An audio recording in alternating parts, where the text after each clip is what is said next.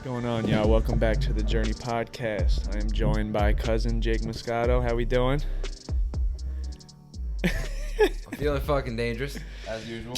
And then our guest today is a guy I grew up with, played basketball with, and from the same town as us, Brendan Jackson. Appreciate you coming on, man. Thank you, man. I appreciate the opportunity to be here. I'm very excited. Let's do it, man. What's up? How's everyone doing today? Let's fucking get it, bro. We're good. Zach, take us to the prairie land. Yeah, just a little backstory. Like, I've been seeing Brendan in the gym a lot lately, and we just happened to chop it up one time, and just after one conversation, I was like, yo, I think this guy would be great to have on. It's just, like, interesting, the way he talks, and very like-minded like us, and so I was like, yo, like, you want to run it? And he was like, yeah, absolutely. So that's one thing. Like, I was even telling him, like, a lot of people be like, oh, like, my story's not good enough, or like, am I good enough? I'm like, bro, like, I'll have anyone on the pod. Like, I just want, more content. Like, these are the stories that need to be heard. Like, yeah, having verified people and famous people on is cool, but like having people that a lot of others don't know their stories or don't even know who they are, I feel like a lot more people can relate to those type of people than a celebrity, say, Yeah, absolutely. And I'm the same way, bro. Like I've been thinking about starting my own podcast as well. And that's how I want to do it, just like, hey, celebrity, non-celebrity, whatever. It's like, if you have a cool story and I think someone can benefit from listening to it, like, why not, so why do you think, like, why do you, I guess, you must have some type of cool story. I know you're super into the gym, so Yeah. So Zach, I guess why have my man on the podcast today? Yeah, well, I mean, that's why he's here. So tell us. So just kind of talk about, because I know the gym is very serious for you right now. Mm-hmm. So what got you into the gym, and like, what does the gym mean to you? Because I know how important it is, and like how big of a role it plays in your life. So like, talk about that, because I know that's where you are right now. Gotcha. So I started lifting about 6 years ago. The reason why I started, it's not a perfect, like, oh, I started because I wanted to better myself. It was just, I played basketball. I've always been the smallest guy. Like, Zach, you knew how small I was. I'm 5'6". I'm not the tallest guy on the court. I never really had muscle. So I would just get bodied in the paint all the time. And I was sick of it. So I would start lifting occasionally, but I never took it seriously. And, what happened was I really liked this girl. This is why I took it to the next level. It all starts with a girl. It really does. And that's why I said it's not like a peachy, oh, I wanted to better myself. No, I just really liked this girl. And my best friend at the time, I went to visit in New York, because at the time I was in Florida. And I came back to New York to visit my friends. And I came back to Florida, and I found out that he was seeing her behind my back. And so at the time, he was bigger and stronger than me. And I just used it. I was just like, you know what? I'm going to start hitting the gym, and I'm going to get as big and strong as I possibly can. But what happened was, I saw a video of Flex Wheeler 93, and he's flexing to, the choice is yours. You can get with this. And I literally thought it was the most beautiful thing I've ever seen in my life. I couldn't believe someone had that much muscle on his body, and he did a split, bro. He goes, you can go with this. He's flexing his muscles, and then he does a perfect split. Just in motion, perfect split. No hesitation, a perfect split. And I was like, yo, this is what I want to do. Yeah. I want to be this big. I want to be that comfortable with my body. And that's where it really started. That's where the switch flipped. It became so much more. I started walking to the gym. In Florida, there was a gym. It was called Lift More Fitness. Now it's called Pro Gear Fitness. At the time, it was 2 miles away from my house. I'd walk 2 miles every day from my house there and back. I'd stay there for 3 hours or so, and like it was crazy because people would tell me like, yo, you gained so much muscle. I didn't believe them. But then I started seeing pictures of myself, and it's like, damn, man, like what really flipped the switch? Like, and I just remember it was that video of Flex Wheeler, 93, doing the split, and like that to me was just like perfect. Like, you know, like I can't explain it, man. It's just like like Zach, when you watch like basketball players play and you see like someone make a crossover swish, and you're just like, wow, that's a thing of beauty. Like that's what I see when I see people, you know, flexing and stuff. Like I think the body is an art. Like it, not an art, but like it's a painting almost. And like I always say this, I want to show people that your body is beautiful. You know, no matter where you are, you can make it beautiful. You put in the time, you train, you can make it beautiful. You know, you just have to put in the time and effort. Yeah. Stuff like that. But that's really why I started. I started because of a girl, because I liked her and my friend was bigger at the time. And that's why I really got into it. But then I really took it to the next level. I started training crazy. I was working out with people who were IFBB pros. I worked out with Boston Lloyd. I don't know if you guys know him. He actually recently passed away. Rest in peace, man. One of the nicest guys I've ever met. He like would tell me like, yo, you got some size on you. And he was an honest dude. He'd go up to kids and be like, yo, you look like shit. Like, yeah, you look like crap. So he'd come up to me and be like, you look amazing. Nice. And I'm like, maybe I can take this somewhere else. Yeah. And then it became something more when like I went back home to New York and people haven't seen me because I was in New York, I was in Florida all that time, and they're like, yo, man, you've gained a lot of size. And yeah, man, just a lot of loss from that. Like a lot of it, people would make fun of me because I'd post pictures, and a lot of you know, people would make fun of me in a way. It was just like, damn, wow, like, you know. And that's and like now I won't post a picture because it's like things like that, because I get like flashbacks of like, damn, you look like shit, and like people will tell you that, and it's just, you can't really think about that anymore, man. Yeah. Anything in specific anyone's ever said that you kind of use as like fuel, or it's in the back of your mind? Absolutely. This one person, I was in the gym one time, and this one person, I remember, this one guy came up to me, and he was just like, yo, bro. I remember him because he was, he's one of those, I don't know if you guys go to the gym a lot. So, you know, those people at the gym that you really don't talk to, but they just are there, and you see them every day. You see them every day grinding. Yep. And it's one of those people that don't talk to anyone. So this guy doesn't talk to anyone at the gym, and he came up to me and he's like, yo, bro, you have an amazing physique. Like, you look amazing. Like, these people, like, when you pose, you like, I can tell you really love this. Like, I can tell you have a smile on your face. You're like enjoying it. You don't care what people think, like when you're in the gym. And I'm just like, damn, like this guy doesn't talk to anyone. He sees me working hard.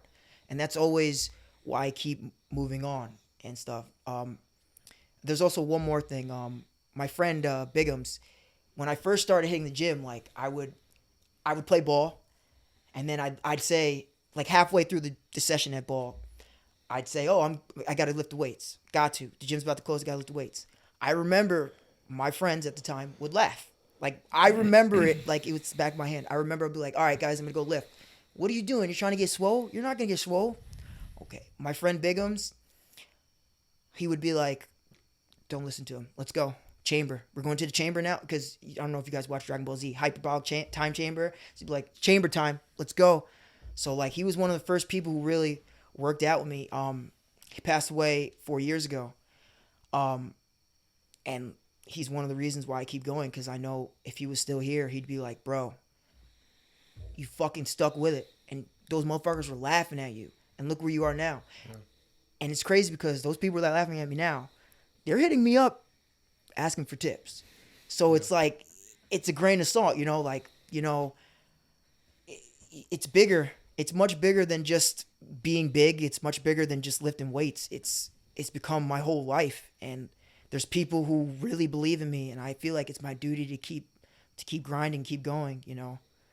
And I don't know. I just don't feel myself when I'm not in the gym. It's a Yeah. weird thing. Like, do you feel yourself when you're like you don't play basketball for a week or so? Like I don't even think you can go a week without playing basketball, can you? No, right? Right. Yeah. I mean, there's obviously like something in all of us that like it's just it just has become part of our life, right? Like it feels like that is our medicine, that is our therapy, that's something that you need. And I've became a lot more accustomed to lifting to the point where like I almost would rather lift than play basketball sometimes. But to kind of go back on what you said earlier about that one time when you saw the guy do the split and was flexing, I want to talk about like how important are brief moments that can change your life. Like one thing where like you see something. How often do we be on our phones at night and we're scrolling on social media or something or on YouTube and we just see a video or something that just it makes something click in your brain and it makes something happen where you're like, I need to change my life right now. I need to do this. This is the reason why I'm here. And to like almost play devil's advocate to that, why sometimes when we wake up in the morning, we don't feel the same. Has that happened to you guys where like at night, it could be 2 a.m, you just feel this, burst of inspiration and motivation to go and chase these dreams and you set your alarm for 5 a.m. and then when you wake up, like it's hard to get out of bed or you hit the snooze button a few times. Why is that? Like have you had those thoughts or either? I definitely I can be honest, and it's not an easy discipline, man. Discipline is not easy, man. It's weird because like you said, like sometimes I'll be scrolling and I'll see something and I'm like, damn, it's really time to just grind. But in the morning, it's hard to get up out of bed sometimes. It's hard to go to work sometimes, yo. But it's something we have to do. And I think it has a lot to do with it's just a mental game. It's just a mental game. I don't know why. For some instance at night it's always like that at night. Like, oh man, I'm gonna do all this tomorrow, and then in the morning I'm like, damn, do I really want to do this? But it kind of comes to, whenever I have those moments, those like, do I want to do this? It's always, how bad do you want it? How bad do you want it? There's people with less than you and they're working harder. So it's always like, I always feel like there's someone working harder than you, but I just don't ever want them to be in the same room as me. I always think that, like when I'm at the gym, I'm like, okay, there's a lot of people who are stronger than me, but are they working harder? I'm going to be the hardest worker in the gym. Obviously, you don't want to compare yourself to other people because it's not healthy, but I always like, I want everyone to know I work hard. I try, I don't give up. And I don't know. It's weird to think like, why is it that at night we're just like warriors? Like we'll do anything. We'll fucking run a 2K mile right now. But in the morning it's snooze button. I want to go to sleep. It's I don't know. It's just a weird thing. But you're right. Like it does happen. I'm not gonna lie. Yeah. It's sometimes I'll be like, yeah, maybe I don't want to hit the gym today. But it's like I gotta go. It becomes a routine and it becomes, I don't know. It's so weird. Well, that moment for you was a lot deeper than just like at nighttime getting the thought of, oh man, I need to start journaling, and then waking up and not doing it. That wasn't a nighttime scroll session moment. That was like a life-changing when you finally encounter something that you're supposed to be doing. It's like, bro, when you finally encounter, like, you don't even know how amazing sex is until you have sex for the first time, like that's not really a good analogy. A good analogy is to tailor it towards me. It's like, I didn't know how much I enjoyed filmmaking until I started. And then it became this obsession, right? Like for me, the indicator of I think that human beings, we don't even know what we want. And we've talked about that. And what I mean by that is that like you might think that you want something and like you try to do it a million fucking times and it just doesn't for whatever reason. Like this guitar has sat in this room, bro, for 2 years. I spent $1,000 on the guitar and the amp. Went to Sam Ash, all jacked the fuck up. That's literally what we're talking about, you know. And I tried picking it up, and I really like would give it an honest effort, bro. And I just could not figure the fucking thing out, you know. But I was able to get 10 years of filmmaking, 10 years of filmmaking under my belt in 2 years. Why was I able to do that? Well, it's because like I was supposed to do it, you know. So for you, in terms of what you saw with Flex Wheeler, like that really is like one of the most beautiful moments of life. You know, I think we all get a small amount of those, you know, of those like things that we don't even have to think about. They're just done for us. Like today, like bro, I had a moment today. I had a moment this weekend, bro, where like my career may be changing, you know, and it's like all I can think about, you know. It's I think that when something is so, when you're supposed to be doing something, it's the only fucking thing like you can think about. And that's a good way, I think, to know if what you're doing, if the path you're on is correct. Like if you're not fired up about the things that should fire you up, then it's clear that it's just not your thing. And it's hard because like you can invest so much time into something, into a relationship, into a career, into a hobby, into an investment, and like you kind of know deep down it's not working. Actually, you don't know it's not working, because if you knew it wasn't working, you would pull out. But I think the real indicator is like you should base how destined you are to do something by the level of which you think about it. And if you're fucking obsessed with it, then you know that that's a good indicator. Like, yeah, I'm supposed to be doing this fucking thing. Yeah. Let me dive deeper. Like obsession, that's a good word for it. Yeah. That's a good word. Yeah, I mean, I always have those thoughts that cross my mind, and we tend to just get in this rut of kind of losing our path and losing what the main focus is in our lives because of a lot of things that go on. But like you were saying, like I feel like every single person has that one thing that just lights a fire under them, and they're like, this is what I want to do. Then it comes, the next step after that is the point where it's like, okay, am I going to do everything I possibly can to chase that, or am I going to settle and remain in my comfort zone? And I feel like that is the difference between the ones that make it and the ones that don't. Because there's so many people with unlimited potential, and who knows what they could have amounted to if they would have just said like, fuck it, I'm gonna go do what drives me and what my passion is.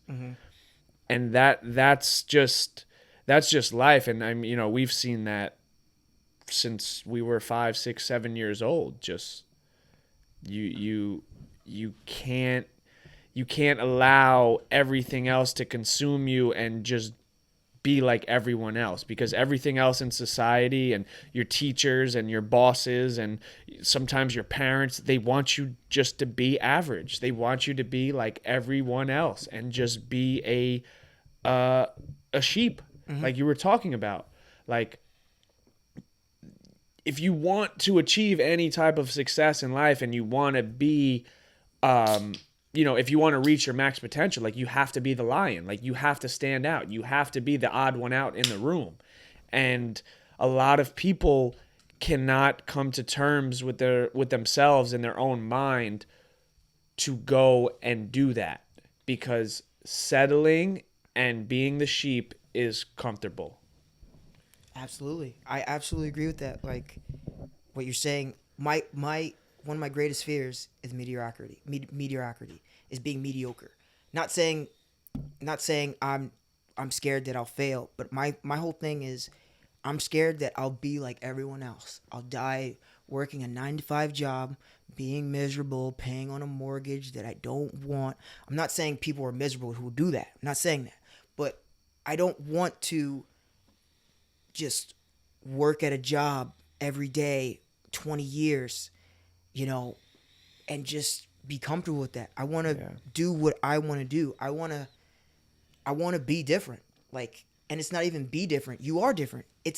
When you think about it, every human in this world is different. No one on this world, even you and your dad, or like my parents too, like we don't have this, we have similar genetic markers, but every single one of us has a different genetic makeup. Just off that, we are completely different. So why are people so concerned about being, being different than other people? You should embrace it. And that's why I never understood things like racism and stuff like that, because that's what makes the world beautiful. None of us are the same. Do you know how boring it would be if we were all the same? You got to have lines, and unfortunately, you got to have sheep. But I don't want to be comfortable with being a sheep. It just doesn't. It doesn't sit right in my mind. It doesn't sit right in my mind to just work a job 9 to 5. Just say I'm working at 7-Eleven. I'm not talking shit about people working at 7-Eleven. It's a job. You got to get your money. But I don't want to work at 7-Eleven 30 years, in the same place. No, I want to be different. I want to go somewhere else. I like to move around. I can't stay in the same place. It's just really weird, man. But I agree with you 100%. You got to be the line. And I'm not afraid to be the weird one in the room. That's cool. I don't want to be like any of you. But I'm not saying I don't like anybody. I don't like different people. I'm myself. I am me, and I embrace that fact. It's a beautiful thing. I think it's just a beautiful thing that we're all different. People don't. People, tend to stay with their flock. But, it's nice to branch out, learn new things, meet new people, embrace the whole life. You gotta really explore this. And plus, like you were saying on your other videos of the cast, this is one life, bro. This is one life. So I want to do what I want to do. And I'm not afraid to, fail a couple of times, stumble a ton of times, as long as it's, productive, Yeah. Yeah, I wanted to kind of bring up the video I sent you earlier. That video gave me chills. Literally gave me chills. So I sent Jake a video earlier. It was Joe Budden on a podcast. And he said in life, we're given clues about our death. And sometimes you don't see them. But he said a prime example of that is Kobe Bryant. So he said Kobe Bryant was the hardest working basketball player of all time. That guy put in extreme amounts of pain and effort and grit and grind and the hours, and he did everything to be the toughest motherfucker he could be. And he said all of that wasn't for basketball. It was for those last couple seconds in the helicopter crash when he had to look at his daughter and hold her, and as a man understand what was happening, and all he did his entire life was for that one moment. And that was the clues in his life that led to his death. Wow. And even saying bro, that just gave me even chills right there. And when I sent that to you, I knew you would like that. When I was just you was just Jesus. When I saw that, I was like, wow. That's a powerful, that is definitely a powerful analogy. And wow, I 100% agree with that. That is, as a man to do that is one of the hardest things you could go through. And all that led to that. I absolutely believe it, man. That's it wasn't for basketball. It was for that moment. It's a sad thing, but I think more of it. It's fucking beautiful how all of that led to that, and he was. I got to be strong for her. I got to do what I got to do for her. You need to understand your burden, man. You need to understand why it's hard. Why is it hard? You know, it's. I can fucking relate in a lot of ways. Like, listen, I don't know much about Kobe Bryant. You know, I just know he was a savage, and I feel like I'm in that state of my life. You know, I feel like nothing about. I told you before about like being an entrepreneur. You know, I like the grit and the shit that I've had to endure and the shit that I've had to deal with. Like, okay, like, why? It's because like I'm going for the fucking top. I don't, you know, hopefully that doesn't, you know, hopefully it's not to prepare me for my death, you know, like, no. But I'm saying, like, I'm just saying in general, it's like, I say this shit all the time, bro, and I'm realizing it more than ever, and I said it, you know, on the run, on that video of me fucking running. I posted a video of me running this weekend, and I'm like, dude, like, everybody wants like this unimaginable success, but they're not willing to put in unimaginable success work in. And like one thing that I just super tapped into recently is like just how fucking you want 100. All right, here we go. Let's list out some things that are fucking that people want. Like you want to be a fucking all natural IFBB pro. Mm-hmm. That shit ain't gonna be easy, motherfucker. Absolutely not. That shit ain't gonna be easy. It probably won't even work.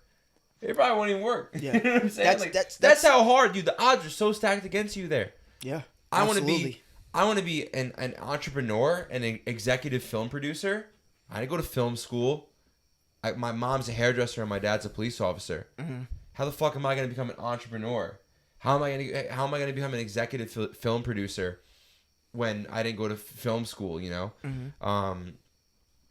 Same thing with you. Like how are you going to become this super successful basketball trainer and coach and athlete and player and podcast host personality when you know you don't come, the odds are just stacked against you there. Yeah. So the point that I'm trying to get at is like, bro, like if you're going for something great, like don't be surprised when you show up, you know, and it's fucking hard, right? It's mm-hmm. like the real people that succeed are the people that use it mm-hmm. and embrace it. Mm-hmm. You know, and that's when it starts getting fun, because it's like God just starts throwing shit at you and you just fucking stand there and take it, and God's like, damn, this motherfucker's a savage, but I'm gonna give him more because I'm a fucking Cause bro, like it's not all chasing your dreams. Like there's two parts to it. One part is freedom and purpose and passion, but is it sunshine and rainbows? I'm not sure. Maybe it is once you finally prove to yourself and to God that like you're a bad motherfucker, and then maybe you get to smell the roses and have some sunshine and rainbows moments. But bro, I'm 2 years in following my dreams, and like the reason why, if you fucking watched me for the past 30 minutes on the fucking podcast, I'm moving around because my back fucking hurts right now. You know what I'm saying? Mm-hmm. And because I had to sleep in a fucking car 2 days this weekend in the Hamptons, you know, like to chase my dreams as a filmmaker, you know, couldn't afford a fucking hotel and whatever.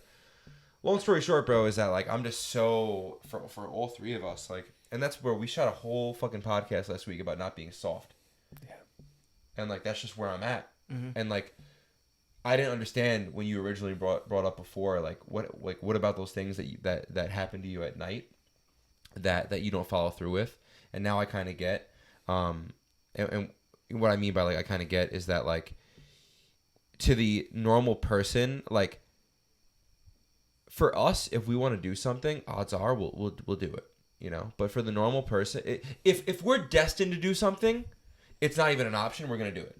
Absolutely. But for the normal person, if they're destined to do something, they might have those thoughts of doing something, and it might get them out of bed. But it's not enough to get them back day 2, day 3, day 4, day 5. So it's like part 1 of following your dreams is like being fucking crazy enough to think that you can actually do it, like to think that it exists. And part 2 is the discipline, which is like for us, like thank God we've been in the gym. Mm-hmm. That's why I'm such a fan of the physical shit, because it's so easy to become disciplined through physical work. It's actually a lot easier than mental. Try meditating for 100 days straight and tell me how it didn't work, because it's fucking hard. Go to the gym 100 days straight. It's probably easier to do that. Yeah. You know? Yeah, I feel like all of us come from an athletic background, so it's like the physical thing has always been the place to get away the place to just get away from reality and just be in your own thoughts and your own mind. And that's one thing. And, you know, like you said, like, God just keeps throwing things at you. I have it fucking tattooed on my arm. It's a Fab line, one of my favorite rappers, Fabulous. Yeah. God gives the toughest battles to his strongest soldiers. Absolutely. And, you know, I the reason I got that tattooed on me because I feel like there is a reason for all the things you go through, you know, and those are the things that are going to propel you forward in life. And like you said, so many people want this abundance of success, but they're not willing to put in the amount of work that success takes. So I don't really get with those people. I don't try to surround myself with those type of people like in my life, because why do I need those people around that aren't willing to put in the work? Like, I don't need that energy around me. And a lot of life is energy, and you can feel it, right? Like, after speaking to someone, you can just understand like where their head is at. And some people, I guess, can't, and that's why they keep those people around, or because they've been friends for a long time, or they've kept them comfortable. But, you know, as much as I know you talked about it even today, as much as like you want to do things on your own, the people around you or building a team might even be more important, because it is super hard to try to make it on your own. But if you can have, and I'm not saying you have to go into business with those people, but just having like-minded people around you that motivate you and keep you going, I think it can really help you take like a big step and create a bigger gap from the majority, because the majority is all doing the same thing. But if you can find 3 or 4 or 5 people that...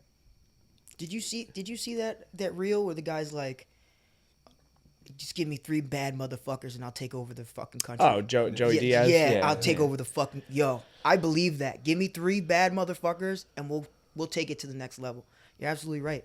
And like you were saying, have you guys read The Alchemist? Yes. Yeah, it's my favorite book. When you conspire with the universe, when you want something so bad, the universe will conspire, and the universe, every time I think about that, the universe will make sure everything in its power, you will get it.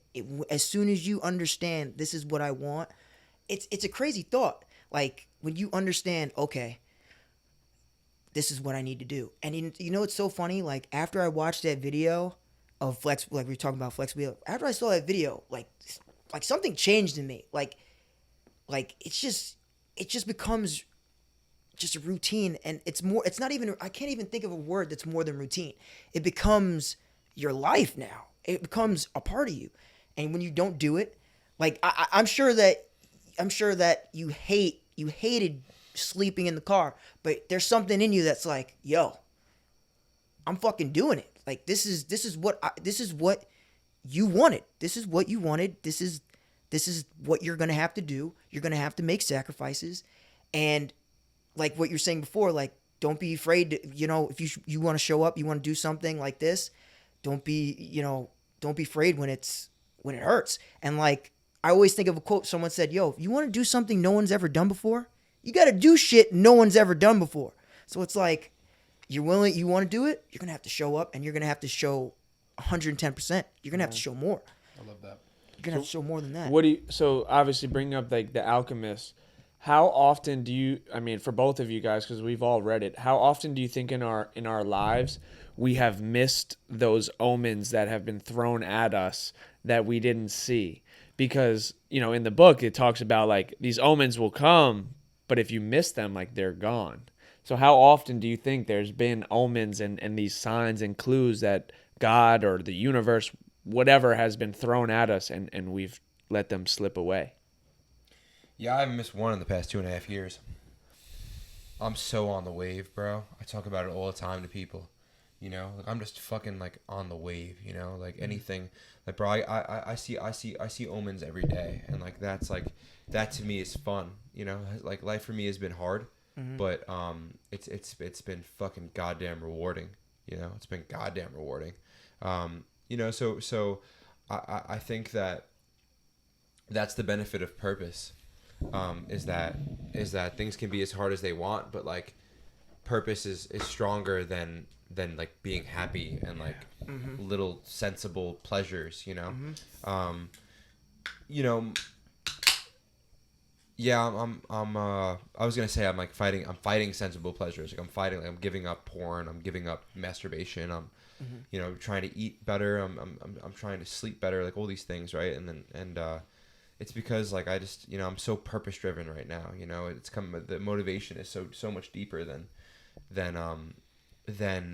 it's actually just deep. It's not shallow at all. So yeah, bro, I feel like I'm capitalizing on everything. You know, there's not a moment that I'm not capitalizing. I mean, bro, just this past week of mine was just so like, and we can talk about that off podcast, on podcast, but like, I just had such an incredible, like, it was just one of those weeks for me of like, God's like throwing me bones, you know? That's one of the best things, man. When you're like, damn, I see what you're doing. Like, I see what you're doing. Yeah, like things are like beyond good. They can be beyond bad, but they're like unimaginably good, you know? Like career changes, the right people are popping up, creative ideas are coming to mind, organizing events, you know, like just all these, and then realizing, like, you talked about it with your body, you guys talked about it with the body before the podcast, is like you spend so much time fucking lifting that you don't realize how big you're getting. You don't see it, but if you compare your body to what it was 6 years ago, then it's like, oh, I'm a big motherfucker now, you know. So I'm not missing a fucking beat. I mean, what do you feel like? Do you feel like you ever miss opportunities, you know, or omens, or right? I feel like I don't miss the omens, but sometimes I'll get distracted. That's what it is. I'll get distracted and I might miss something. But lately, like the last 4 months, nah, I haven't missed an omen. It's crazy because, like, you work at LA Fitness, so you know Steve Lareus. He's fucking Mr. Olympia, top 5, you know, and C-Bum has said that he's the only one that can beat him. So, like, it's crazy that he's working at the gym I work out at, and he's telling me I have potential. Like, what? Like, You're telling me I have potential? I feel like, yo, honestly, I understand that I have some muscle, but I still feel like I'm nothing. So this guy, who I'm literally was watching his videos 5 years ago when I first started, he's telling me I have potential. I can't squander it. It become like, when he told me, he looked me in the eyes and was like, yo, you have a beautiful frame. Like, he was like, are you saucing? I'm like, no. He's like, bro, you have a beautiful frame. He's like, I love your attitude. You work hard, you train, and people like you. And he said that. He's like, yo, people come up to me and talk about you and say they like you, and I've heard nothing bad about you. And that's like, I sometimes I'll still go to the gym by myself and I'm thinking, no one likes me. Everyone thinks I'm just some juicehead gym rat, you know, arrogant, cocky. But then, like, people like that are coming up to you and telling you, yo, they like you. They see your progress. They see you working. You motivate people. It's weird. Like, I don't really think that's an omen per se, but it's like, okay, you're doing what you said you were going to do, and now it's paying off. Yeah. Now it's time to put in the extra %. Now it's time to go the extra mile, you know. Now it's time to really dig in. And, like, the omens per se, like, I see them all the time. Like you were saying, like, yo, I see them all the time. And it's so weird when you see them. It's so weird when you catch them and you're like, I see what you're doing. Like, I see where you're going. And even when you see a bad one, like, there are bad omens, obviously. Even when you see a bad one, you're like, okay, I can see what's happening. I'm losing. I'm getting distracted. I Yep. can't go in that plane. I can't go in this direction. You know, I see it all the time, man, and it's a beautiful thing when you're on your journey. It's a beautiful thing, man. Like, and people don't understand it. Like,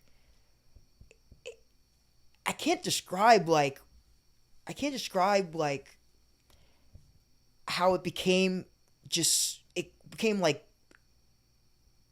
more in an instant, and you just don't think about it until like you're 5 years deep and you're like, oh, this is my life. This is what I want to do for the rest of my life. Yeah. And like my parents, they'll hit me up and they're like, shit, you look so big. Like, what were you doing the last years? And I'm like, Mom, I've just been hitting the gym all the time. Like, it's weird. It's really weird. But yeah, the omens, you gotta have a good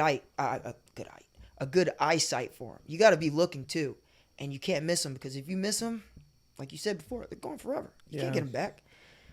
Yeah, I don't know. I mean, it's been happening to me recently, and sometimes, like you said, like a guy like that at the gym came up to you, and that obviously held some value to you. Mm-hmm. But I feel like a lot of the times people allow outside opinions that have no business talking about what they're talking about play a role on their decision making in their life. Yeah. It's like, if I'm a basketball player, like, I'm not going to ask advice from a doctor how to do this. Mm-hmm. So it's like, you need to ask experts in your field how they got to where they're at. Mm-hmm. Not just your boy who works, in an office building. Mm-hmm. Yo, what should I do here? And then he tells you what you want to hear, and then it makes you feel better about yourself. Mm-hmm. But to second that, how do you guys feel about, like, every time you tell someone something, they almost always downplay it? There's just so many, I feel like, pessimists and negative minds around, where you might get some good news, or you might have an idea, or you might come up with something that you want to do that's going to benefit your life, and then you share those ideas and you tell someone, like, hey, like, I have this opportunity, or yo, I have this idea, and then they downplay it and they try to, like, shoot you down. Mm-hmm. And I don't even know if those people understand what they're doing. I don't even think they really understand what they're saying to you in that moment, but they are just so stuck in this, in their own way, and obviously they don't have the same mindset as you. So it's like, what do you guys feel about that when you are trying to relay something that you feel is gonna, like, take you over the edge and you're so passionate about, and then someone just immediately shoots it down? Like, that's what you asked earlier, like, before the pod, like dealing with the hate, like dealing with what people try to do to, and I don't know why they do it. I feel like I said, like, I feel like some people don't even know they're doing it, mm-hmm. but I feel like some people, they do it, on purpose. Like, there's meaning behind it, because there is some type of hate, or, mm-hmm. Just something behind them that's like, it's a form of jealousy, and that's really all it comes down to.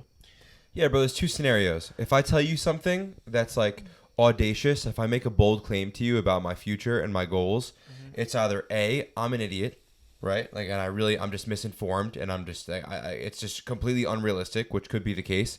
Mm-hmm. Or it's B, I'm saying if you shoot me down. Mm-hmm. So either A, I'm the idiot, or B, you're the idiot. And 99 times out of 100, the person that you're telling your big dream to is the idiot, because 99% of people don't follow their dreams. It's probably 99.9% of people don't follow their dreams. Mm-hmm. And I will be honest, bro. I've made audacious and fucking huge claims, and I have been the idiot at times. I've had imposter syndrome. I'm a filmmaker. What film have I fucking made? Mm-hmm. I'm like realizing now, I'm like, I'm not a filmmaker, I'm a producer. And so like I was a little bit misinformed, like maybe there, and and in some ways you have to, in some ways, even if you are being a little bit of an idiot, you have to make a bold claim to yourself in order for you to believe that you can do something that's huge and grand. You don't set out on a fucking journey to lead an army and say I want to be a private. It's, you need to make a bold fucking claim. But man, I mean, as far as like people that can shoot you down and are giving you opinions, yeah, I don't listen to fucking any of them, because I've seen bro, like I said, I'm 2.5 years doing this now, and I've proved a lot of people wrong, to where I'm finally starting to feel the fruits. I went to Montauk in the Hamptons this weekend with a bunch of people that I went to high school with that used to send me in group chats. Look at this fucking kid. Look at this fucking kid. I had kids come up to me this weekend, drunk, say, Magic, I'm not gonna lie, when you started, I was talking shit. Wow. No, it's not even wow, bro. It's just I knew it was happening. But for someone to say that, like off rip, and say, "Oh, I was talking shit." Wow. I'm glad I stuck with it, cause fuck you. Yeah, well, fuck you. I mean, listen, bro. It's. I'm not even at its fuck you anymore. I used to be at its fuck you, and now I realize that it's like, shame on you, but like, shame on you. I'm not shame on you for hurting my feelings. My feelings are hurt. Shame on you for putting something down that is a projection of how you feel about yourself. Because the way you felt, what you put in that group chat, damn, Jake gonna make it. Look where I'm at now. So you didn't do anything but keep yourself where you were at. Ooh. And you might have got a laugh out of it, ha ha ha, with your friends, right? But in 5 years, you're gonna be going bald, and I'm gonna be in Greece with a couple model bitches with 100K on my wrist. Exactly. And it's not about that. It's not about that. It's about freedom. And that's what and I say that sincerely. I use money a lot because to speak about freedom, because bro, I just know what it's like, to be fucking negative in your bank account majority of the year. And everyone thinks you're killing it. Everyone thinks you're killing it. And you fucking you have to feel crazy half the time, because you're telling people I'm doing A, B, and C. And you got to hit up your friends for money half the time, So that's why I use money in the way that I use it. But it's not about money, bro. It's about freedom. And the reason why I speak so passionately about this is because I've been down, and I didn't fucking let it stop me. And I think now it's just becoming so goddamn inspirational. I don't think it's corny anymore. It used to be corny before I had a proof of concept. But and it's probably corny when you have no muscles on your body 6 years ago. You tell me you want to be IFBB pro. It's fucking corny to me. If I don't have the imagination. Yeah. So, hey man, they can speak what they want to speak. I'm around guys like you. Exactly. I'm around guys like you, bro. I have 100 people in my contacts right now, just like us, that I've built good relationships with. So, yeah, man. I mean, for you, we were talking about posting content before. Fuck everyone. Yeah, absolutely. Fuck what you said about, I'm worried about what this person's gonna say or what this person's gonna do, because they're already doing it. Exactly. They're already doing it. Yeah. Post or no post. Now it's just about, you need to be smart, because if you want to really have, now you can make money with the content. You can make money with the content. So that's my fucking 75 cents. Yeah. Like you were saying, like, shame on you. Like, damn.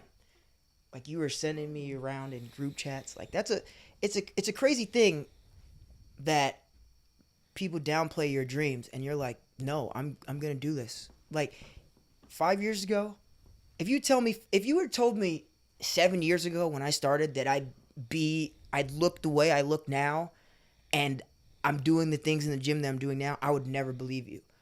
But over those times, I don't know what happened where it's just, I don't know. It's almost like I enjoy the negative, but I don't feed off of it because I can't. You can't feed off the negative. You can't even give that to these people because when you give that to them, that's what they want. They want you to feel down. They want you to feel sad. They want you to quit. They want you to quit. We're not quitting. Listen, I've always said it. When someone tells me I'm not going to do something, watch. I'm going to do everything I can to prove you fucking wrong. Even if I'm glad that I even fucking tried. Because how fucking dare you for telling me I can't do something? Who the fuck are you? You're another human just like me. It's another thing if Steve came up to me and was like, yo, I don't think you can do it. He's in the business, even so, fuck you. Who the fuck are you to tell me I can't do something? The only person that can tell me I can't do something is my dad and my mom. Well, the only two people. The only people you can't do this. All right, maybe I can't do it because, I disagree. That's not true. What? You don't think? No, it's not true at all. They're not fucking bodybuilders. Well, not in that sense, but obviously, like your mom tells you can't go out in the street at night. Maybe I won't do it. But I feel like that's a different. Yeah, I mean that's that's a a different analogy, but like, I disagree as well. Like, if a parent tells you like, hey, like you can't go and be how many of all the content creators right now in the world and all the YouTubers and I mean, bro, MrBeast. Yeah, you're about to school me. Yeah. MrBeast, the biggest YouTuber arguably in the world, 100 million subscribers across all his, platforms.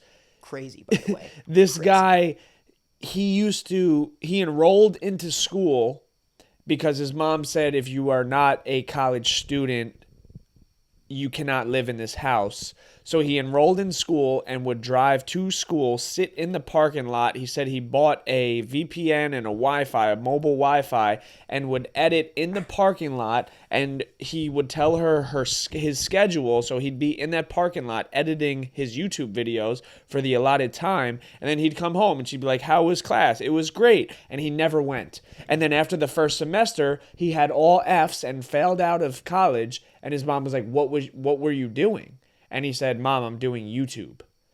But Look at him now. She told him, you can't do this. You need to go to college and get a career. So I agree with Jake. Like, yeah. Okay. your parents should not dictate what you decide to do in your life.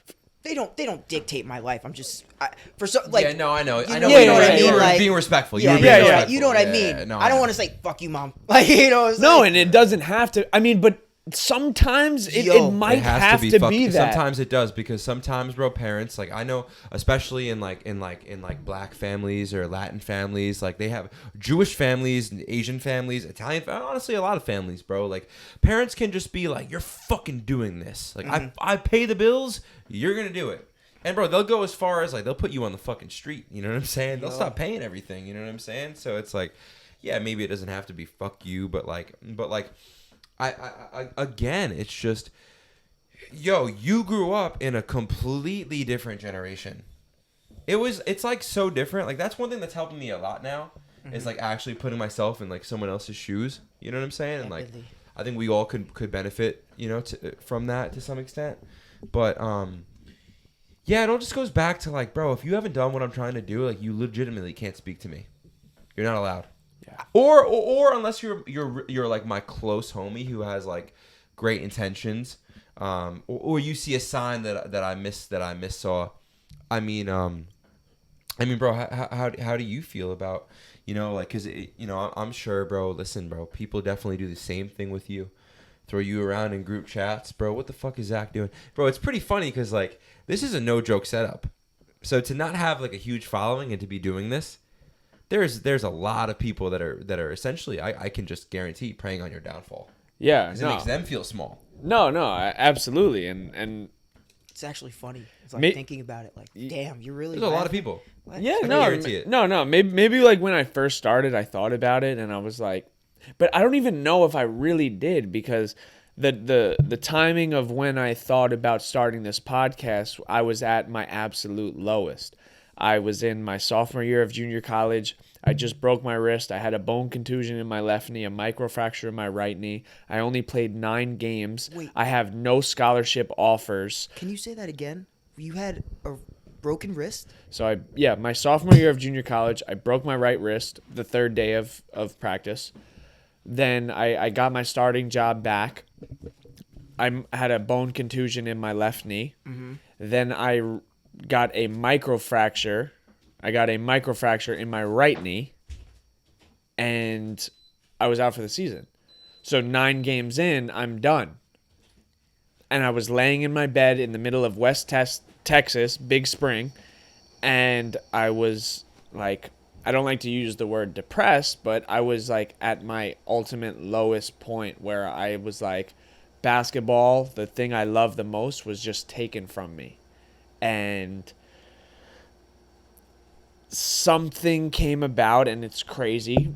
Jake had sent me a clip of a podcast, and I never liked podcasts, but it was a visual podcast of an artist that we used to listen to and now is probably both of our favorite artists. Mm-hmm. And, and then I decided to start the podcast. Mm-hmm. So in starting the podcast, I did have some thoughts like, hey, like, I don't know, should I start this? Like, what do what are people going to think? What's going to be the feedback? Mm-hmm. But you could join us. Jake number 2. It was you had an unopened one right there as well. Yeah, I'm not feeling those right now. now. Oh, you're not liking the wild berries? Yeah. Oh, The mangoes are always fire, bro.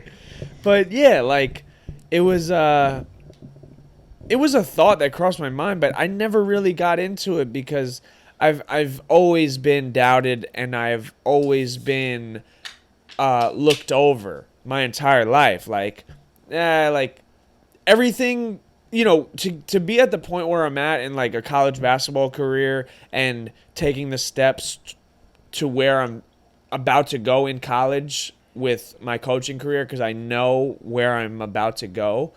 It's like, if you said this when I was at West 11th Park, you'd be like, yo, like, he's not going to do any of those things. Mm-hmm. If you saw the list of the things I've achieved and the things I have done, you'd be like, nah, there's no way he just started playing at West 11th.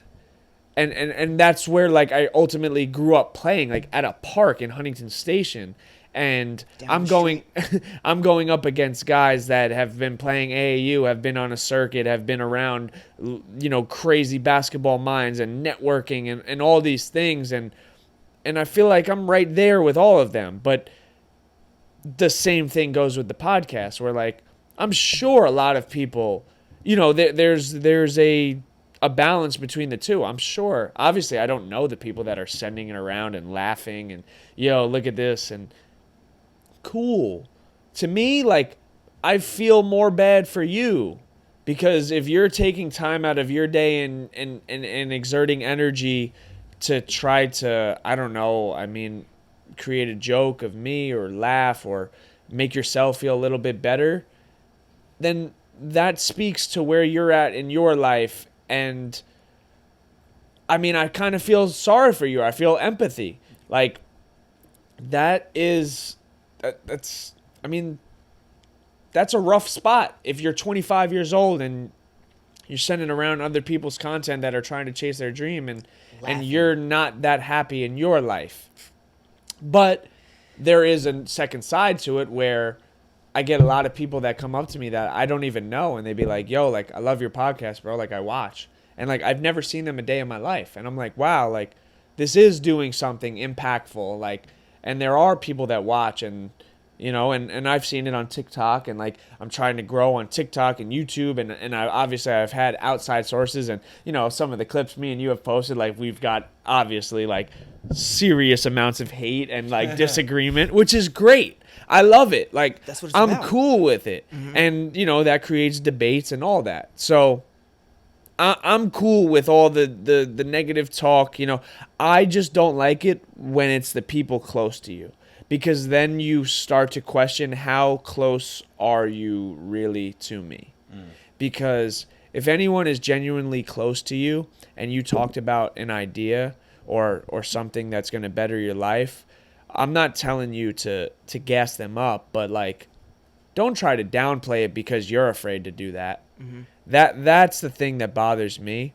Or don't downplay it because you have no idea about the space and you're just pessimistic and you're just negative in your own mind.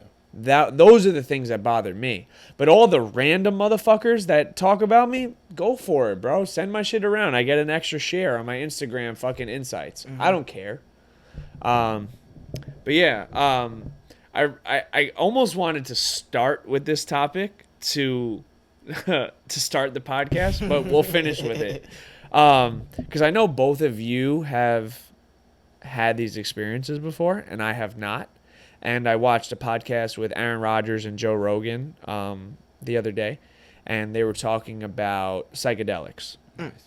And, you know, Aaron Rodgers was getting a lot of, just a lot of hate and a lot of backlash from, he came out and talked about how he did, mushrooms Ayahuasca. and, ayahuasca. And, he experienced psychedelics.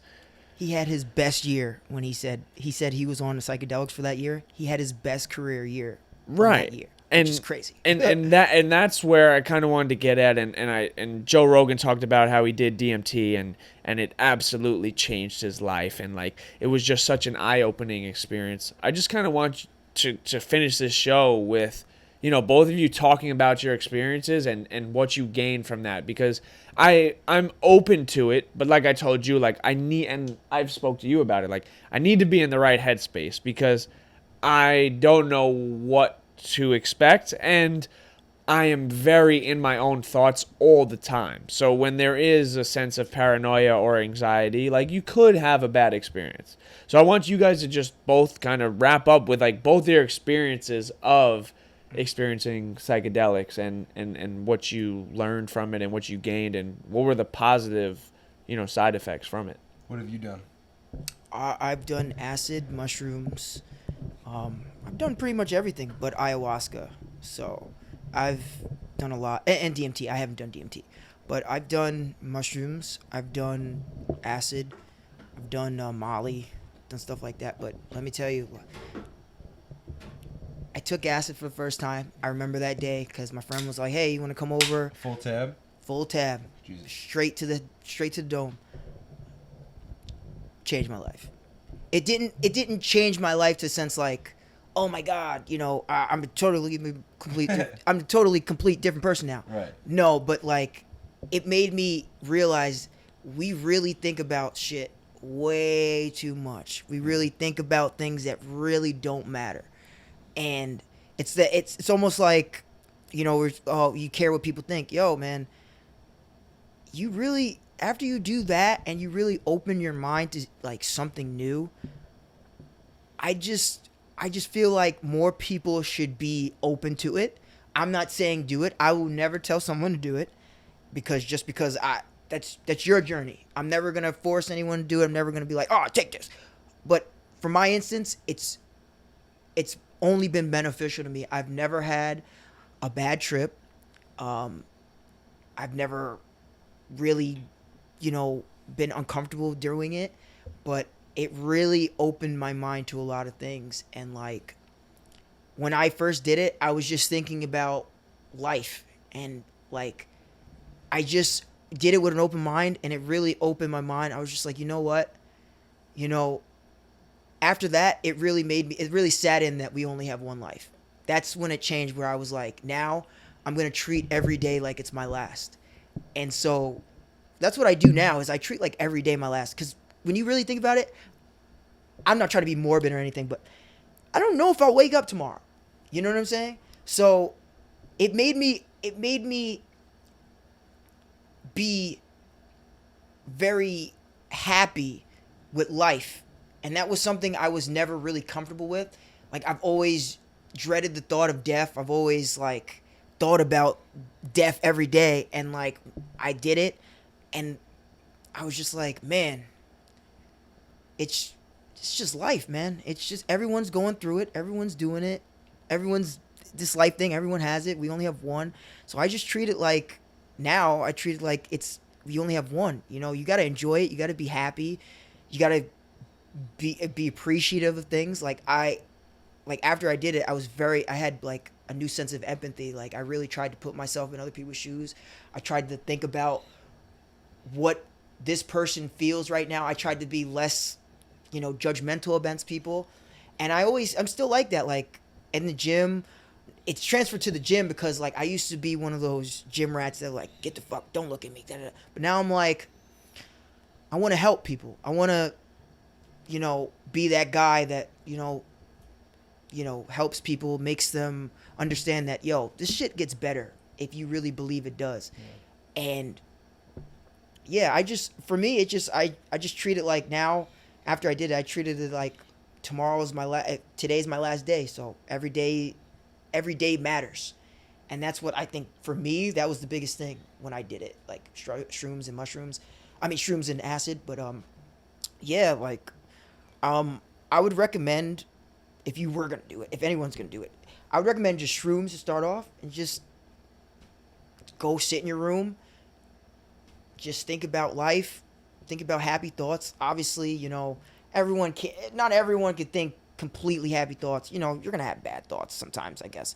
But, just take it with a grain of salt. Like, life is life, and you can't be worried about things. That's what basically sums it up for me. But yeah. What was your experience? It's lovely. To give the viewers a picture, like a 20-second picture of what this guy was like after doing it. So he did it in what was it, Zion? Mount Zion. Oh yeah, you had he told me you were good, this guy came back, me and our boy Nick, we went out to eat at Soul Brew. We went to go get breakfast in the village.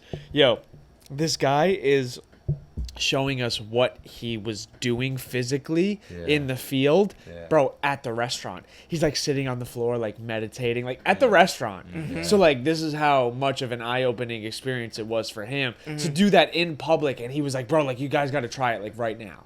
So yeah, talk about your experience and what it did for you in your life. Man, I mean, dude, there's so many things. I mean, dude, like for me, so my biggest problem, I guess would say, is like I'm rigid. Mm-hmm. Although I tend to go with the flow of life, like mentally, like I'm like a fucking, like, if you tried to break the walls down.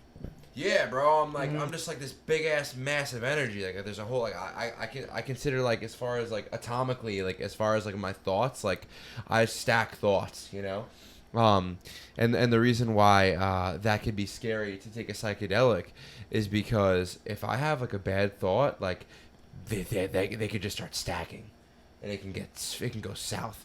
So yeah, I mean, for me, I mean, one of the things to recall that day, one of the best things about taking the psychedelic was that I remember when I first took it. So, funny story. I spent years saying "fuck you" to psychedelics because I was so afraid of them. Same thing. But it was more like, "Fuck you, man. I'm spiritual without it. I don't need that bullshit," And then I started like opening up to the idea, right? And then I remember like when it came time to take it. So I was in Las Vegas and I was supposed to take it. I was at a party and everyone took it, and I bitched out. I didn't do it. Mm-hmm. And the next day I drove to Zion, and I had like one more day on this trip, and I'm like, man, like, it's fucking now or never, like if you're gonna do this, like you're gonna fucking, like, it's now or never. Mm-hmm. So when it came time to take it again, I bitched out again. Mm-hmm. I'm like, yeah, fuck, I can't do it. And then all of a sudden, bro, I took it. I just ate it. I'm like, and then after I did it, I just it was impulsively. Like if it was right here, like. Mm-hmm. And then I remember the fear of like, oh no. That's the best part. The fear. No, like it didn't hit me. It was just right after I did it. Mm-hmm. Right after I ate it. Mm-hmm. I know what you mean. I wasn't excited at all. Mm-hmm. I was like, oh no. That quickly changed. So you got about 30 minutes to strap in. Yeah. Yo, I know exactly what you mean. It's You got so 30 funny. minutes, motherfucker. Yeah. And because you could go throw up. Yeah. But now I'm having the dialogue. Yo, should I go throw up? Nah, chill. Yo, should I go throw up? Nah, chill. Like, yo, literally, like, that's my thoughts. That's what I'm worried about. And I'm sitting there with my boy, who's like done it before. So he's got a bucket hat on. He's like, yeah, man. Listen, he turns on Bob Marley. Yeah. Oh man, this is gonna be so good. And I'm over there like, Yeah, hyperventilating. But in my mind, and outside, I'm like, yeah, it's gonna be dope. But in my mind, I'm like, I'm rigid. You know, that's what it means, you know. And then, long story short, bro, I'll just never forget. Like, this was The first wave. This thought came in out of necessity, out of like, it was the first time I was ever a man. The first time I was ever a man. Cause I can be like a little baby mentally. Mm-hmm. I've done it. Like, that's what a panic attack is. All a panic attack is like talking yourself into a bad situation. Mm-hmm. That's all it is. You know? In my opinion, a man doesn't have a panic attack. Because when his son dies and he has to be there for his wife and the other kids and the grandparents, are you going to be a rock? You gonna be a fucking man? Mm-hmm. You know, everyone gonna be able to count on you, or are you gonna be in worse shape than your wife? Mm. You know, so I'll never forget. Like, I heard this voice in my head. First time I ever heard this voice in my head, a manly voice, like, Strap it. surrender. Yeah. Yeah. That's a good one. Surrender.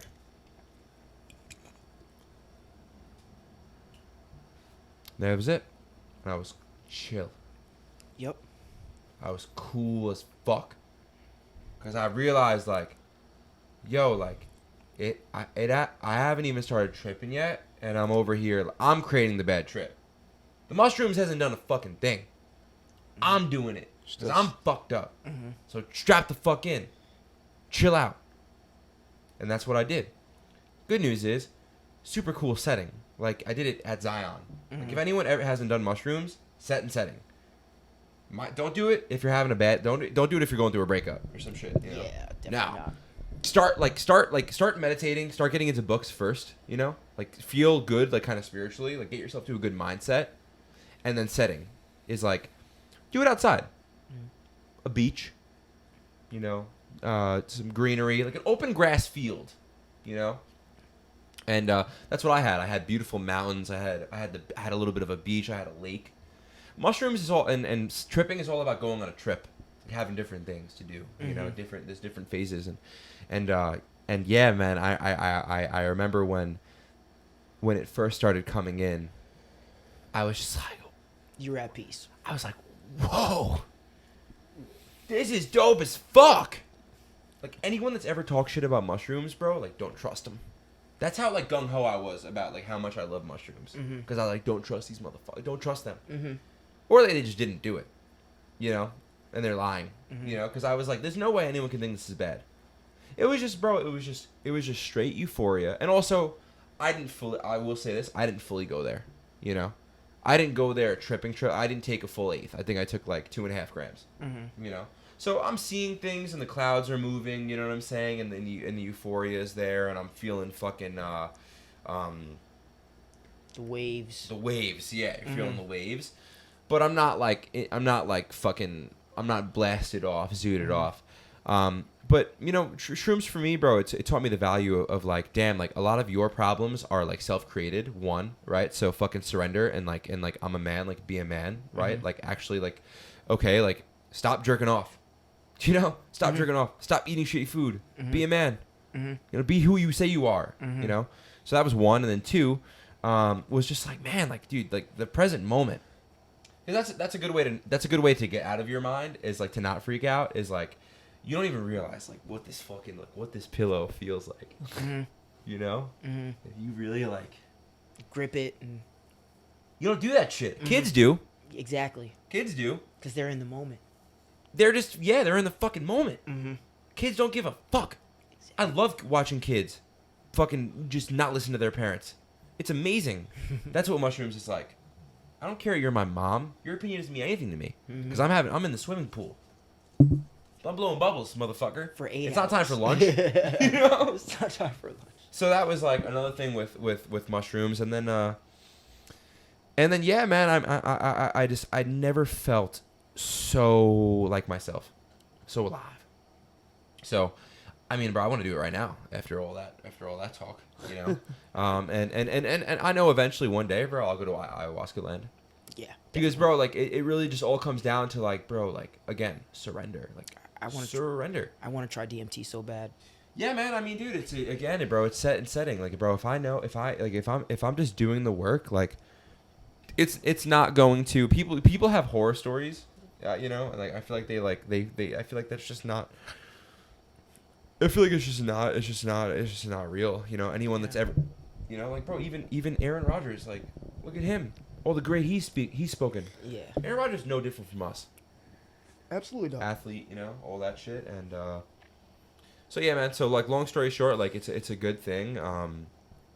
Anyone that talks shit about Aaron Rodgers or like talks shit about like mushrooms, psychedelics, like they're all idiots. Mm-hmm. Again, there's so much this whole thing about 99% of people are just like they just don't know. Mm-hmm. They just don't know. So yeah, that's my viewpoint on that. Yeah, no, it's dope. Yeah, even I think you would. I know you, and like I think for you would need that as well. That moment of like, all right, like I think you would definitely enjoy it.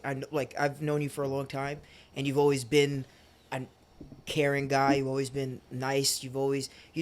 I've never like seen you like be like an angry person. So I know like you would definitely benefit from it, and you would definitely enjoy it. Like I know for sure you would definitely, like when it happens, you're just gonna be like if I was doing it with you, you'd give me that look, and I'd be like, I knew you're good. We're gonna do it. Yeah, no. I'm 100% open to it. We'll start with a micro. We're not gonna go crazy. No, yeah, that was my like way of going it, like about it, like my method. Like I want to like work my way to that point, but like no, I'm definitely open to it. And, like I want to try it. Yeah. Yeah, absolutely, bro. Like I want to do it, but I told you I want to do it in like a lit setting. Like I want us to go back to Zion. That's what I'm saying. I want us to go to Zion or the Grand Canyon or Arizona or somewhere. Yeah. The Great Canyon. Yeah, something like that. That would be. Oh, yeah. I don't. Not too close to the cliff. Yeah, not too close. Yeah, we'd have to have like a barrier there. No. You can have a great day on mushrooms, bro. We can find a nice open field, just like a field. Last time I did it was at Comset. Comset's a great place. Yo. There's trees, field. There's water. You know so if worst comes to worst, if the worst thing in the world happens, you had a bad trip. Jump in the water. right in the water, and I'm telling you, you'd be. You're not even gonna have a bad trip. No, yeah, you're not. No. You know what I'm saying? You're not. Like I said, bro, like, there was nothing about it that was remotely bad at all. Mm-hmm. Yeah. There was nothing about it that was remotely bad at all. It's literally. I think the acid, worst part. I don't know. I know acid is more intense. It's more like I've always It's more psychedelic. When I started, people were telling me like this: acid is like you're in the driver's seat, while shrooms you're in the passenger seat. You're more like I feel like more of my emotions are in with shrooms, while acid I'm more like I feel like I can go somewhere on acid and do stuff. But mushrooms, people party on it all the time. Yeah. Mushrooms mushrooms is like relax, like spiritual. It's spiritual, all about me, all about doing like and if you really are interested, look up I forget his Terrence name. McKenna. Yeah, Terrence McKenna. Yep, Terrence McKenna, man. That's that book he wrote, and like I've listened to like some of his audio. It's crazy, man. Like he's just like like the way he studies it, and like he studied it, excuse me, because he's gone now. But like, yeah, man, the way that he did it, and he's just always been open. Like, hey, just don't even think about it. Just do it, and just enjoy yourself. No, we would have fun. It makes you, because like, and super last thing, but like, so one of my friends like sent me the Grateful Dead this week, and like was like telling me like, yo, you ever listen to the Dead? And I was like, I don't know what the fuck that is. You know what I'm saying? Like, I started listening to the Grateful Dead, and it's basically just this band that like just creates like really cool funky tracks. And the way that he explained it to me was like, it's just something like, it's something that makes passing time fun, you know? And like that's what like passing time should always be fun, and that's what like mushrooms does for you. It like keep going. Yeah, it just like it makes you realize that we spend so much of our lives in a rush, and like you're so just chilling on the mushrooms. But anyway, yeah, I guess you give us the outro statements. Yeah, to kind of close the podcast, I saw this one thing where it just said, especially for podcasts in general, it said 90% of podcasts don't make it past episode 3. And of that percentage that do make it past episode 3, 90% don't make it past episode 20.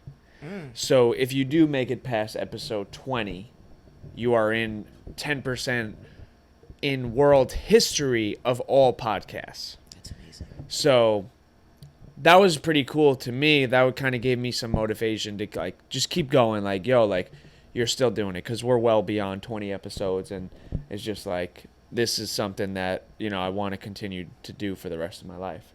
But the last question I just wanted to ask you to wrap us up, like, what would just be some advice or some motivation for everyone else to keep going and why do you keep going? Like what keeps you fueled and just ready to go every single morning, and what gets you to that point where it's like I'm not gonna stop. I think it's just because we only have one chance at this. There's only, I don't know. I used to play basketball like it was the last time I'd ever play basketball, and one of my dreams was to play college basketball. That quickly was squandered because 5'6", I wasn't that good. So that dream was squandered, and I treated that like it was like I treated basketball like I played basketball like if this was the last time I played basketball. Are you happy the way you played? Are you happy the way you showed off what you did? So I treat every day like that.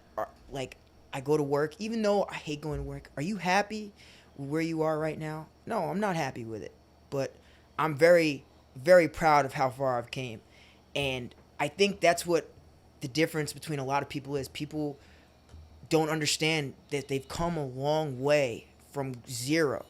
You're already taking the steps to become better, and if I do something that makes me better every day, then I'm doing something right.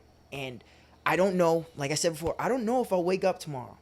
So I treat every day like it's like my last. I treat every day like tomorrow I won't wake up. And I want everyone to remember that, like, you know what, this guy didn't quit. Like, after everything we threw at him, after all the bullshit, after all the, like, I'm sure I was thrown through the group chat because I wasn't a big guy when I started, but I still posted pictures every day after the gym, post workout. I looked like shit. I can't believe I was posting, but I still did it. And so it's that motivation of, tomorrow might be my last day. And when it's all said and done, am I happy with where I am? I'm very proud of how far I've come. Obviously, there's no taking away the work I put in. But there's a little bit more that I want, and that's what keeps me going. And I keep going because there's people who believed in me. And I was talking about my friend Bigums. There's a lot of people who aren't here anymore, who I feel like I'm obligated. I can't just quit, because if they were here and they found out I quit, or if they seen me now, they'd be very proud. And that's what keeps me going. Like, the people who aren't here motivate me a lot, because, they're not here. And I know if they were here, they'd be working their ass off. So it comes down to just me trying to be the best person I can be. If tomorrow's my last day, I'm very blessed no matter what. I'm going to keep grinding, because that's what it's all about. You just got to keep going. You can't just stop, man. And anyone who's watching this, like, if you're thinking about starting, man, just start, man. Like, if you're thinking about hitting the gym, doing anything, just what's the problem with starting? There's no problem with starting. You can go anywhere. Like, if you believe in yourself. And that's another thing, too. You got to believe in yourself, bro. You can't go anywhere if you don't believe in yourself. Like, what's the point if you don't believe in yourself too? Like, if you start, it's either day one or one day. So that's what I always think to myself too, is day one or one day. Well, we're past fucking day one now. All of us are way past day one. You're past day one in filmmaking. You're past day one in basketball. We're all past that shit. Now it's just keep fucking going, man. You made a contract in your head to keep going, and that's what it is. Like, I don't know. I just treat like every day like it's my last, and I want if tomorrow I don't wake up, I passed away, I want people to be like, that dude didn't quit. He kept going. He didn't stop.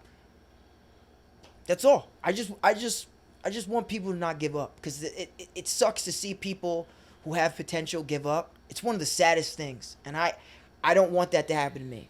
Yeah. I don't want to be lost potential. I don't want to be another statistic. I don't want to be, bro, he had so much potential, but look at him. He looks like shit now. Nah. I have an obligation to these people who believe in me. That's also another thing. I like all my friends that helped me out when I was in a rut. I feel like I have to keep going. It's almost like a job. It's almost like it becomes a job in a sense, but it's not really a job. But yeah, that's basically it. Like, Yeah. And it's that inner motivation to just keep going. Like, how bad do you want it? Do you really want this? You think about it every day and you're not going to do it? Come on. If you think about something every day, don't quit on it. Yeah. That's all I'm going to say. Yeah. Yeah.